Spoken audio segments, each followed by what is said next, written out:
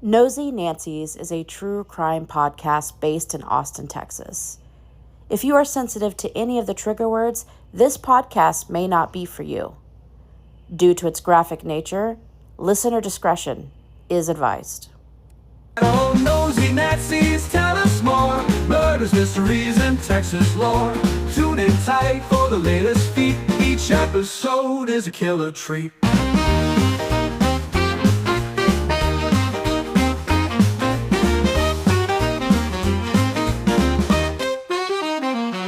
Oh, Nosey Nancies, tell us more. Murders, mysteries, and Texas lore.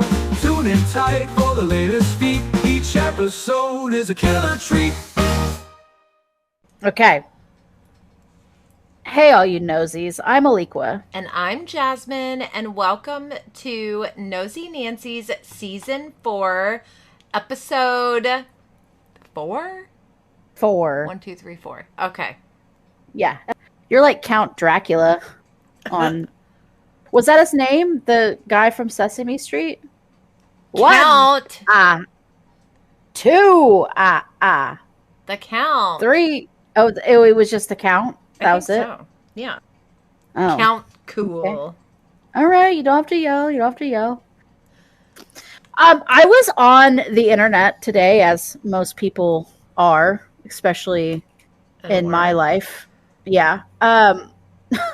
When you have no life at all, you're just on the internet constantly. You know that there's security robots in Austin? I did not know that. Yeah, they're like in the Mueller area. They patrol the streets, and they like take pictures of people, I guess. Really? Yeah, I guess. I don't know what they're doing. I don't know. I mean, they can't. Anyways, people have been like ripping their heads off, which is terrifying. Oh my god! I know it's so sad. One of them was like in the middle of traffic, like slumped over, like just having a bad day. Oh, You know? I know. And then another one was like patrolling this area. These people were like walking behind it, and they were like, "Robot, we're intruders! We're intruders!" And the robot just like turned and looked at him, and then just turned back around and just walked off. I mean, that would be me. I would want the affection and the attention from an artificial intelligent being, and it would still reject me. No, absolutely not. Oh, that would be me. It would know that you're intruding on its heart because it'll love you. Yeah, that I'll end up in jail just like last time. What is the theory that when AI takes over and the robots go ham and take over, like they're going to be kind to those that were kind to them while they were like climbing the ladder to take over? Listen, I hope so, because I'm going to be kind to those guys.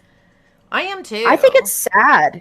I mean, I know they're not like alive, but like they have little personalities. Yeah, like you're treating, something that does, like, it may not be human, but it has a little purpose and it's trying so hard to do a little job. Like, fuck you. Yeah. Eat a dick, I hope when the robots take over, they take them first. They will if they remember. Who's going to remind them? You're going to be the leader of the robots? You got to fight Zuckerberg. I'll go for the eyes. Go for the eyes. Yeah, Ozzy died. Yeah. What a fucking tragedy. I know. Honestly. We saw his little last performance. We were streaming it over to a friend's house. And it was really heartbreaking. He couldn't walk, so he like was in a little throne, and you could just tell that he was trying so hard, and like I think he was having a good time, but he had like a little table full of medicines, and he was like spraying his little throat in between each song, and his little nose was running, and I was just like, man, like yeah, this is cool, and he's singing great, but like, it's sad to watch. I know. I mean, what a legend, Ozzy Osbourne. I loved him and Sharon. They were like the real life version of Morticia and Gomez. Yes. Honestly, I think at least. And do you remember when he brought her flowers on The View? No. He like walked out on the set of The View when they were recording. It took him a Okay. while to, to make No, the but that's so delivery, but sweet. Oh God, that breaks my heart. Do you remember in like 2001 she got into a fight on stage with some other like reality star let me tell because she was you, like, I know all about what? it, and let me tell you why. It's because Rock of Love, the Yeah, reality dating show with Brett Michaels, which had a we spin-off, loved. yes, called Yes. Charm School, which Uh, was taught by Sharon and Megan, who was from she had her own spin-off, Megan Wants a Millionaire, in which one of the contestants ended up murdering his wife, and it was never what? aired. I Whoa. know. That Wait, is why was he something even that I should have on the Todd try Patreon? to download. Oh, okay, yeah, that too. Yeah. And you, or also, yes. So wait, this guy was a contestant on Who Wants to Be a Millionaire? He was a contestant on Megan Wants a Millionaire. Oh, but he was married He was either married or it was his girlfriend, but I think it was his wife, but he ended up killing her and like after? chopping up her body. Yeah, like right Oh my after. God. Oh my God. There's been a So, lot of circumstance, or there's been like a lot of things like that where a guy was on the dating show and like that serial killer that was on the dating yeah, show. I know. So, anyways, yeah. So fucking. So what? Sharon beat the fuck out of that chick. Yeah. Yeah. But honestly, I think that's staged because if you look at the clip now, because Sharon goes to like grab a thing of like water or whatever, the one Mhm. that she throws it on her, and Yeah. right she turns and she's like drinking, and the girl holds out her hands before she even spills the water on her. Honestly, don't care. Reality I don't TV care. is probably heavily Yeah, scripted. That does not we stop me love it. from watching and being like No, the drama. As long as I'm not the center of it and it's not affecting anybody around me. You know what? yeah, I'll watch love it. it. Oh, me too. Watch it. I'll ingest it. I love I love reality TV. I've been watching 90 Day Fiance. Amazing. Can't get enough of it, honestly. I haven't But yeah, watched in a long time, but I remember the season with Danielle and Muhammad. Muhammad. Oh Yeah, God. Look, we can't get into this right now because it will never get to our podcast. that's true. Because I have so much to say about that. So much to say. I'm so glad because, again, I don't have a ton on my people, but let me tell you, this first one is actually super duper. They're both like very creepy, but this first one really, there's something about it that's unsettling. Um, Ooh. I'm covering 3 people today. 2 guys Okay. disappeared together. So technically, it's 2 cases, 3 people. But 3 people. So Okay. the first My love one. life. 2 cases, 3 people. I didn't think you get the same case from 2 different people, but yeah, apparently you can. At first, I just was Just like, kidding. I just was like, yeah, ba-da-ba. Like I was going right over my head. I've never had anything like that. Go ahead. Okay, sorry. Lorraine Light was last seen at approximately 2 a.m.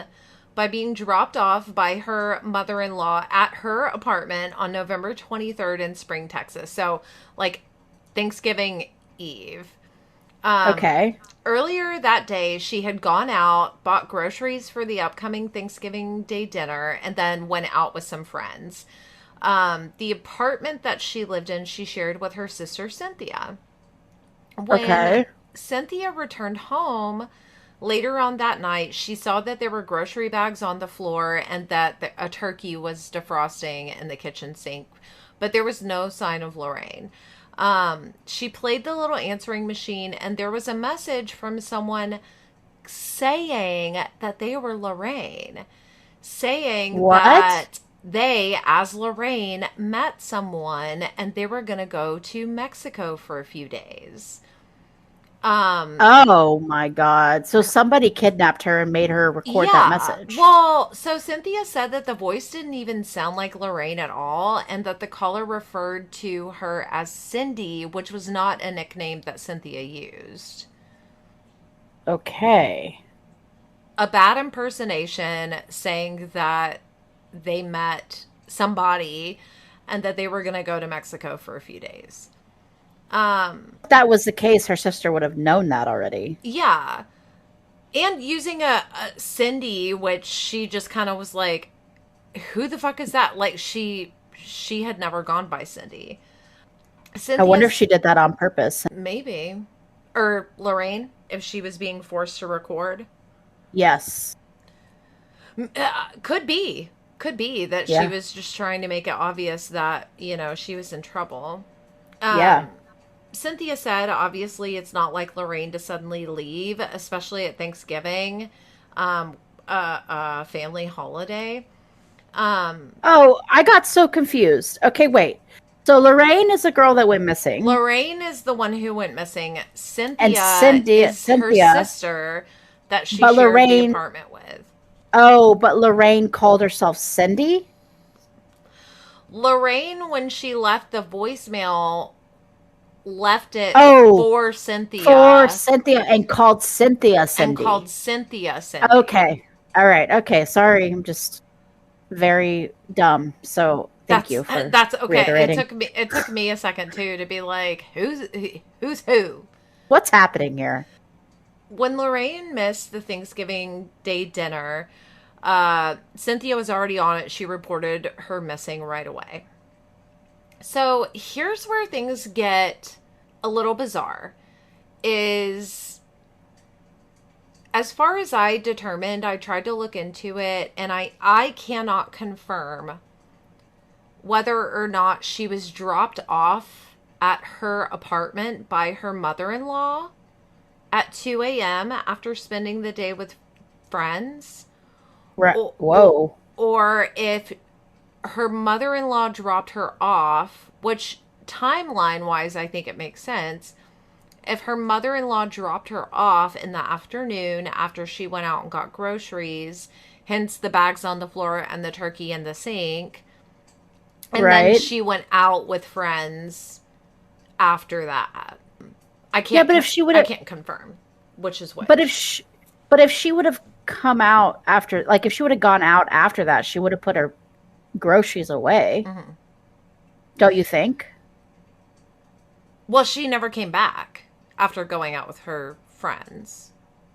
Right, but why would she leave her groceries on the floor? On the floor, like if she because like you're saying that either her mother-in-law or her mother dropped her off at 2 a.m.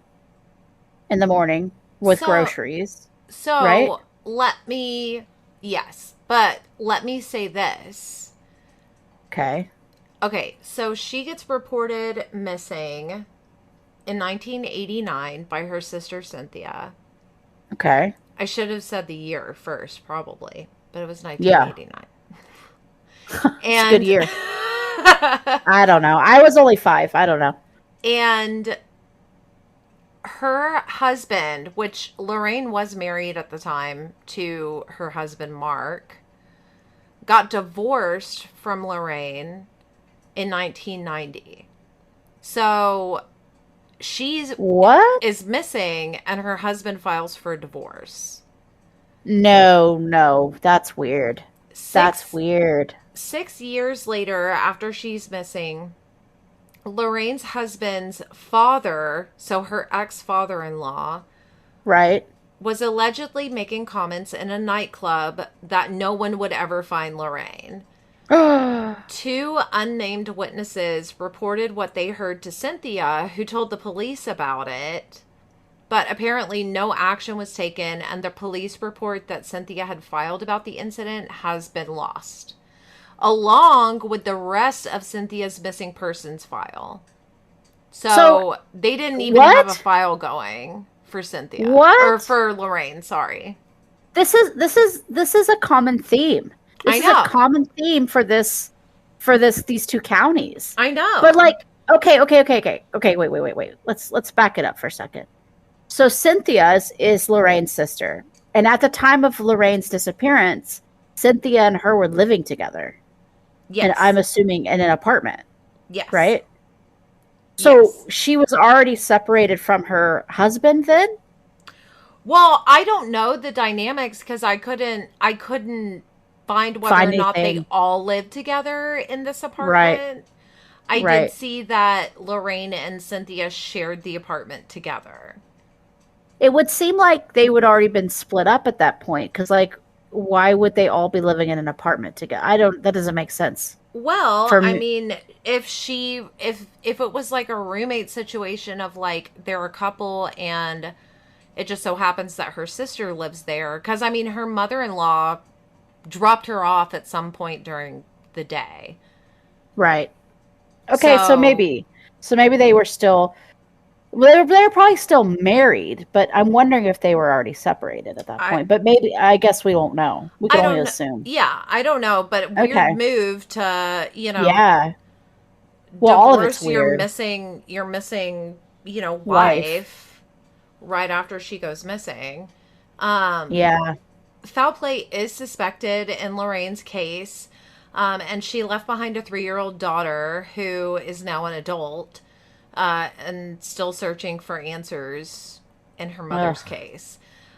If you have any credible leads, especially about the voice recording, the tip from 1995 about her ex husband's father making comments in a nightclub that shall never be found, or any sort of evidence of foul play, please reach out to the Harris County Sheriff's Office Homicide Division at 713-967-5810 or the Texas DPS Missing Persons Clearinghouse at 1-800-346-3243. Interesting. Usually in these kind of cases, the police oftentimes look at the spouse first. Right. But it is kind of interesting because if he lived, they let's say, for instance, they did live all together and they were still married. Right. He would know if she called her Cindy or not Yeah. because they Yeah. lived together. So that's a pretty good indication, I think, that it actually maybe wasn't the husband. Well, But that doesn't rule out the father-in-law. it doesn't rule out the father in law. The mother in law at some point did drop her off, allegedly. Right. Whether or not it was before or after Friends is unclear to me. Right. But either way, like it was right before a family holiday that she, went and bought groceries for. Obviously, she's prepping to be around for Yeah. that. And she left behind a 3-year-old kid. Yeah, So, that's really tough. yeah. Yeah, you would think that he would have known that she doesn't call her Cindy. Well, I think that that's what is the most questionable thing about the case is like Cynthia feels like whoever was the caller 100% like was attempting to sound like Lorraine and try Right. to sound like she's familiar with their dynamic, but like it obviously was not her. Right. I feel like he would have caught on to that unless he was just, I don't know. It's just really interesting. Yeah. It is just a very creepy, It like is creepy. the impersonation of voicemail like freaks me out. Yeah. Yeah, that's freaky. And maybe it was, I mean, maybe it her ex-father-in-law was making comments like, yeah, like if they haven't found her now, they're never going to find her, and maybe it was just taken the wrong way, or I That's true. We don't can't. know. We don't Don't know. know. We can't. It's hard. It's hard doing these kinds of podcasts because if we speculate too much and it's wrong, then we look like big jerks. And then if we speculate too little, then we look like boring big jerks because like we're not doing enough. You know what I mean? Well, and I mean, truthfully, like, who knows? But weird move. Weird move Yeah, to yeah. divorce your wife right after she goes missing, and weird move to have your husband's wife go missing and just to be chatting it up with someone in a nightclub talking about how they're never going to find her. Yeah, that's really weird. It's like, because why would you give up? Why would you give up on searching for your wife? Yeah. But I Yeah, mean, again, on the side of, speculation and, seeing it from both sides, maybe he did think that the voicemail was legitimate and thought that she had run away with someone else. And, that's I mean, true. who knows? Who knows? But maybe Yeah, it was all that's true. staged and him and his family killed her. Who knows? Well, Allegedly. it seems really odd. First of all, let's go back to the turkey because it seems really odd if you're going to be leaving the state with somebody that you found recently, you wouldn't leave, you wouldn't get groceries, number one, because this Right. would have been something that's been planned out. Yeah. And two, you wouldn't thaw a turkey. Like you would just be like, yeah, okay, and then just never touch it again. Like you would have just kept it in the freezer or whatever. Right. The fact that it was thawing out is pretty it shows that she had the intention to cook it. You know what Yeah. I mean? Which Yeah. means that she wasn't going to leave. Right. It sounds like she was kidnapped, Yeah. honestly. No, I agree. So my next two guys, I feel like I'm gonna say this man's name wrong, so I'm sorry in advance. But I think it's Michael Beaudoin and Darrell Calhoun. They both went missing in 1992 on July 14th. Michael Beaudoin was 31 years old at the time of his disappearance, and Darrell Calhoun was 35. They worked at the same auto repair shop together, and that's how they met. They were both last seen in Conroe, Texas on July 14th. They left the Woodlands in a gray 1979 Chevy Suburban that was towing a small blue box style trailer. And they were heading out to meet two unidentified men at a bar called Salty's on FM 1484 to allegedly sell them marijuana. People said that they never arrived at Salty's and that they were never seen. On July 19th, the Suburban and the trailer were found disassembled, literally cut into pieces along FM 1725 and Dabney Bottom Road in San Jacinto County. What? Wait. What road was this? This was along FM 1725 and Dabney Bottom Road in San Jacinto County. That's really interesting because I think my road that I'm going to talk about goes through San Jacinto as well. Oh. There we go. I think we that's the go. first. I think that's our first connection. Yeah. I could be wrong. Police suspect that the destruction of the vehicle was made in an effort to conceal evidence and also believe that the disappearances are drug related. Obviously, they were going to, go to allegedly sell marijuana to two dudes. Someone did make a Reddit post claiming to be a friend of the family who said that two brothers at the Salty Bar, they didn't say who, saw Michael pull into the parking lot and that he left followed by another man in a Firebird. Another not confirmed statement said that there was around $2.5 million worth of weed. Can you imagine how much weed that has to be? Oh, Especially my in God. 1992. Yeah, a lot. That was In the vehicle trailer? that was chopped up and allegedly was what they were selling. Okay, to so the two that dudes. that explains why the car was dismantled. They Yeah. were looking for it. Yeah. But how did they do that on the side of the road? I'm Or maybe I'm assuming that they took it somewhere somewhere. and cut it up Yeah. with a blowtorch or something. And then dumped it? and then just like scattered it all along the But road. that's such a weird place to scatter a car parts. Like, you would think that they would, I mean, because you could easily find that. So, like, you would Right. think that they would, if that was the case, that they would have, Thrown which it I in a do think lake or that's the something. case. Yeah, or thrown it in a lake, or Yeah. that just seems stupid, to be quite Yeah, honest. no, I agree. And maybe it's because they were high on the $2.5 million That's worth of they weed that steal was. they steal the $2.5 million worth of weed just to smoke it. Maybe they sold it. I don't know. I don't smoke weed. Like, what do you? No, no. Last time I smoked weed, I thought I was having a heart attack, and I made people call 911, and then I told them to hang up because it was embarrassing.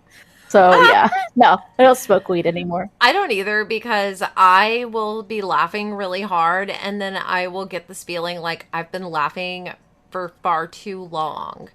And then Yeah. I will be embarrassed and then I'll shut down and go nonverbal. Yeah, I'm not going to talk about the stupid things I've done while I was high when I was younger. I just can't do it. I'm just not good at it. There's some people that are really successful at smoking pot, and they can go to work and they can function. If I smoke pot, I'm under my covers, dying, Yeah. seeing Jesus on my ceiling. And that's, could you imagine if I did like mushrooms or any kind of actual hallucinogen? I would have thought God came down personally and touched me, and then I would have to file a police report. Honestly, Okay? I'm so worried about the pending psychological break that is going to come when I take hallucinogens that I am just like, I'm going to be one of those that like never comes back. I'm going to see shit all Yeah, the time and I'm going to be institutionalized. that's why you can't ever do them. Exactly. God, okay, whoever found them, they knew the drug deal was going down. They knew how much they had. Yeah. They had to have. But like, why scatter the car, and where's the like, where are the people? Unfound. They're missing. That is so crazy. And the cops, like, okay, the cops The are, men that they were meeting at Salty's were never identified to anybody, so they have no idea who they were going to go meet. Um, I mean, the $2.5 man. million worth of weed is entirely alleged. They're probably, that had to have been every little leaf of pot in fucking And Conroe, Texas. yeah, right, right. Although, I mean, I don't It know. was It's such 1992. a, I yeah. and maybe I'm just imagining like, when we were young, the type of weed that we would get and it was all like shaken seeds and like Well, this is not worth a before fuck. then. But this was before like all of this indica and sativa Oh and like yeah, all these big right. plants and shit. Like I remember the brickweed that they would send over from like Mexico, allegedly, but Yeah, I never smoked pot allegedly. to the police. Al- Allegedly, I also remember that, and allegedly, it also fucked me up. So allegedly, I can't smoke weed. Yeah. That's that's all I'm saying. I don't know. That's a really interesting. Do they have a case number or? They do. If you have any information or if you know who the two men are that they were supposed to have been meeting, please contact the Montgomery County Sheriff's Office at 936-760-5800 or the Texas Missing Persons Clearinghouse at 512-242-5074. Yeah, their family deserves answers. Like Yeah. this, this needs to be found, and they need to be investigated. That's just really bizarre. Yeah. Before I get to my person, I want to talk about Plum Grove Road. I'm Um, excited as fuck to to know about this. yeah, to know more Yeah. about this. So I'm not going to go on a huge deep dive yet about Plum Grove Road, but I will do like a little synopsis and like little blurb about it. Okay. So Plum Grove Road runs through the Plum Grove area in northern Liberty County, Texas, including County Road 3556 in the Grand San Jacinto subdivision off FM 1010. That's where I Mm. thought San Jacinto. Okay. San Jacinto I guess it's County. not this. No, I don't think it is. It's a subdivision, so I don't think it's the same. But the name was the same, so that's why I guess I thought it was. Anyways, the region, now partly known as Colony Ridge, has grown rapidly in recent years. Local officials have sought to upgrade parts of the Plum Grove Road to a farm to market highway due to congestion and poor roadway conditions. There's been a lot of incidents of car wrecks, people running off the road, potholes, all like a lot of traffic incidents have happened and deaths have happened on Plum Grove Road. I didn't get into those because they're solved. Right. But one of the first things I want to talk about happened on August 28th in 2016. Skeletal remains were discovered by landowners on CR 3556 near Plum Grove. These remains included a skull and several bones, but lacked feet and hands, possibly due to natural scattering. Initial forensic analysis could not determine gender or cause of death. Investigators at the time noted no matching missing persons reported within Liberty County. Later on in 2018, DNA tests identified the remains as Esmeralda Pargas, a 42-year-old woman reported missing in Houston on August 2nd, 2016. Later on in September of 2018, a woman was arrested for her murder in Houston. So, do you think that they just didn't test the bones? They must have not, because I'm not sure if she was found August 2nd, or if she went missing on August 2nd and her remains were found August 28th. Oh, then she would have been probably like still decomposing, maybe. Exactly. Right. So I'm not sure, but it said skeletal remains. Right. So, they found a skull and several bones. So I'm not sure like what happened to her remains where she was basically reduced to just bones and a skull. To just bones, no hands. Right. Feet. And her feet. Right. And I know certain bones, like obviously the pelvic, bone can be like, you can tell whether or not that belongs to a man or a woman because of the way it's shaped. The shape of it, yeah. But eventually they did find out, and they did find somebody who was responsible. So that's one for Liberty County. Okay, good. Great Job. Another incident happened in December 2020. There was a kidnapping at gunpoint on December 30th, 2020. Deputies reported a kidnapping at gunpoint of a woman in the Plum Grove area near County Road 3404. A suspect forced her into a white GMC 2005 model pickup with Illinois plates and fled. The incident is still under investigation. I don't know anything. I don't know if the woman was found. I do not know if she's alive. I don't know if she's deceased. I don't know anything. That's all there was on this. And we don't know if she was like out walking or if she was in a car herself and it was like a carjacking, or if she was like outside a house. Okay. I'm assuming because it says the suspect forced her into his GMC that she was probably on foot. Okay. But I'm not entirely sure. And I didn't do a deep dive on these. So okay. The next incident that I want to talk about happened on April 8th, 2023. 2 Hispanic teenagers were found shot and killed inside a parked blue Honda in the Santa Fe subdivision near Plum Grove. Discovered during a welfare check, the incident is believed to involve gang activity. Damn. Texas Rangers were called in to assist. Identification and motive remain under investigation. And these were teenagers? Yeah, Damn. I think. 2 Hispanic teenagers were found. Oh, I guess it doesn't say if they were male or female. Another one is in early September of 2022, a 16-year-old female teen was found shot dead and dumped on the side of a rural road near CR 3550 and CR 5708, east of Plum Grove. She was she was last seen leaving a restaurant in Houston wearing a Nico's cap. Officials are considering whether she was killed on the spot or moved there later. It looks like her case is still being investigated, Okay. but a lot of things have been happening on this road in Liberty County. Yeah.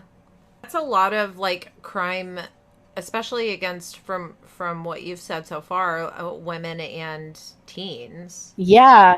And also it's really interesting because it's like this is a rural part Yeah. of Texas. This isn't inside, you know, any city Major particularly. city, right. Right. This is just people like one of the girl Esmeralda, she was from Houston and was missing from Houston. Yeah. It's like somebody, they like drug her out there. They did something to her and then they dumped her out there off that road knowing that it was rural enough to dump a body. So that doesn't it's really interesting that all these things are happening. So with that being said, and that there's that little history, I want to talk about my guy. Okay. His name is Rodney Aaron Stokley. He disappeared from Cleveland, Texas in the early morning hours of January 22nd, 2008. He was only 19 years old. Wow. Rodney was described as a quiet, slender young man who was pretty artistic, shy, and he was also very kind. He had brown hair, hazel eyes, wore glasses, and stood about 5'8". He weighed about 135 pounds, so he wasn't a big guy. Yeah. He also enjoyed skateboarding and he loved music. And at the time of his disappearance, he was wearing a Led Zeppelin t-shirt. Okay. On the night of January 21st, 2008, Rodney attended a birthday party at the Brook Hollow Apartments in Cleveland, Texas. A friend dropped him off around midnight. According to the reports, there was some kind of argument at the party between the other guests, and shortly afterward, oh, Shortly really? afterward, Shortly afterward, they were arguing. Oh, God, this is why we shouldn't do this. No, I'm just kidding. And shortly afterward, Rodney told someone he was leaving on foot. He left without his cell phone charger, his skateboard, his wallet, or his ID, which kind of actually reminds me of first season. Yeah. Todd Geib, who left everything and just walked off. Right. Yeah. That's there were a few people who like left their stuff behind Yeah, that's super suspicious. Like that, all of his family members found that to be really suspicious. It was really cold that night. It was in January and he didn't even have a coat. So why would he go off without his coat? Right. You know what I mean? Rodney's phone records show that he made a few calls to his girlfriend after leaving the party. The last ping from his phone was traced to an area near Wells Road and Plum Grove Road, southeast of Cleveland. This ping occurred around 1:15 a.m., just 45 minutes after he left the party. That was the last known trace of him. There was no confirmed sightings of Rodney after that moment, and his cell phone has never been recovered. So that's pretty weird. Yeah. Like, where's his cell phone? Did his girlfriend say what he was calling for? At least not what I've heard. Okay. It doesn't say anything about what the conversations were about, but there are a bunch of people on the internet who claim to have known Rodney, or they call him Rod, and how they divulged that the argument at the party was between a couple, and whatever ensued made Rodney uncomfortable enough to leave, which is pretty bizarre. Yeah. There is a comment that somebody left on a website that claimed they knew what the people's name were. Also divulged that the law enforcement never pursued those two people as a link to his disappearance. Apparently, Rodney's mother did, though, and they would never talk to her. So That's it's pretty up. interesting. Yeah, it's really fucked up. Like, the woman's son is gone. That's Yeah. suspicious. I know. And they've never been questioned by the police. This is just a forum on the internet. Mm-hmm. This is a forum on websleuths.com. This is according to some people who knew him. Yeah, apparently nobody questioned the couple that was having the argument that made Rodney leave, essentially, on foot, leaving his wallet and his ID and everything. Local law enforcement and Texas EquuSearch were involved in the search for him. Unfortunately, the investigation didn't yield significant leads. In 2013, some human remains were found in Liberty County, prompting speculation. However, DNA testing confirmed that they did not belong to Rodney. Okay. His case remains classified as endangered missing and is listed in both NamUs and the Charlie Project. There has been no physical evidence, no confirmed witnesses after the phone ping, and no arrests or suspects publicly named. Rodney's family has never stopped searching or asking for answers. They've organized searches, created online support pages, and spoken with media outlets and investigators. They believe that someone at the party or someone who encountered Rodney after knows more than they've said. Why would he just disappear off the face of the earth? Yeah. And like, what were this couple arguing about? I don't know. It makes me wonder. I don't think we ever really will know, because unless there's somebody that was at the party that was at the party, yeah, and talk about it. But I mean, it must have been something pretty bad for somebody who's a third party to leave. You know what I mean? But yeah, 19 years old. His mother still remains really active online, trying to keep his name out there.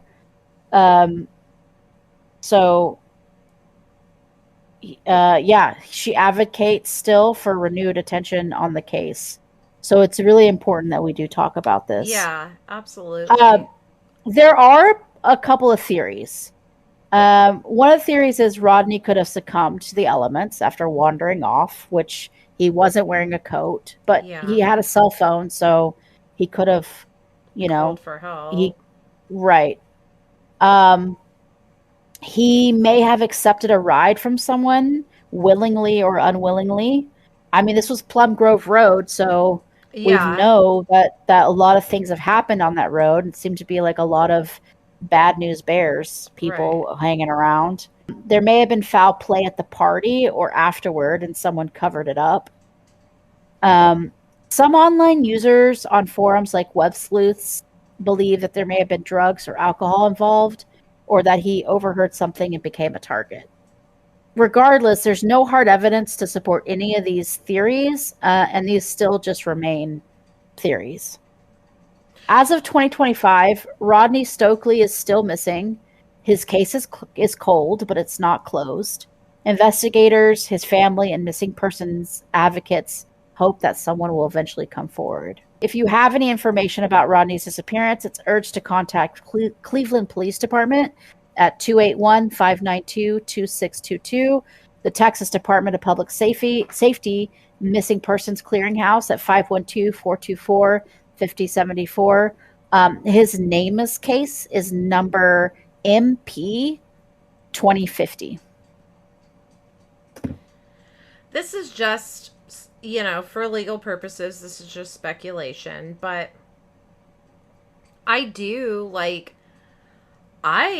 believe that he probably did hear them talking about something incriminating or arguing about something incriminating, and it made him a target, especially since like nobody at the party has come forward. The couple are Yeah. like dodging, Yeah.